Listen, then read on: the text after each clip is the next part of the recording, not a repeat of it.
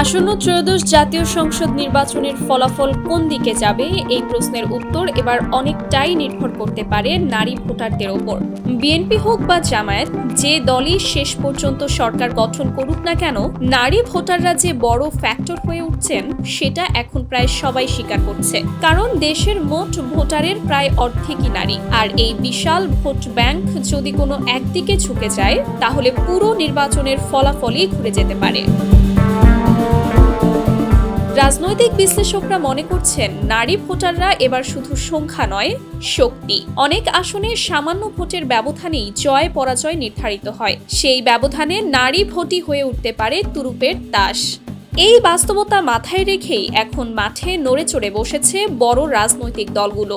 BNP ও জামায়াত উভয় দলই চেষ্টা করছে নানাভাবে নারী ভোটারদের কাছে পৌঁছাতে। সভা সমাবেশে নারীদের উপস্থিতি বাড়ানো, নারী নেত্রীদের সামনে আনা, বক্তৃতায় নারীর নিরাপত্তা, দ্রব্যমূল্য, সংসারের ব্যয়, শিক্ষা ও কর্মসংস্থানের কথা বারবার তুলে ধরা সবই এই কৌশলের অংশ। সামাজিক যোগাযোগ মাধ্যমেও লক্ষ্য করা যাচ্ছে নারী কেন্দ্রিক বার্তা।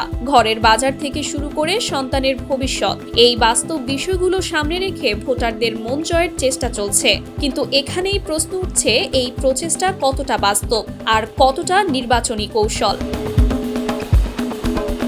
নারী ভোটাররা এখন আর আগের মতো নীরব নন। তারা প্রশ্ন করেন, তুলনা করেন এবং হিসাব করে সিদ্ধান্ত নেন।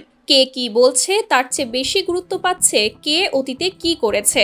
নারীর নিরাপত্তা, সামাজিক মর্যাদা, কর্মক্ষেত্রের সুযোগ, এই বিষয়গুলোতে রাজনৈতিক দলগুলোর ভূমিকা এখন নতুন করে পর্যালোচনা করছেন তারা।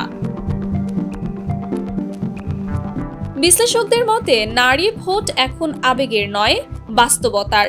শুধু প্রতিশ্রুতি দিয়ে এই ভোট জেতা কঠিন। বিশ্বাস, যোগ্যতা আর কাজের প্রমাণই হবে শেষ সিদ্ধান্তের চাবিকাঠি।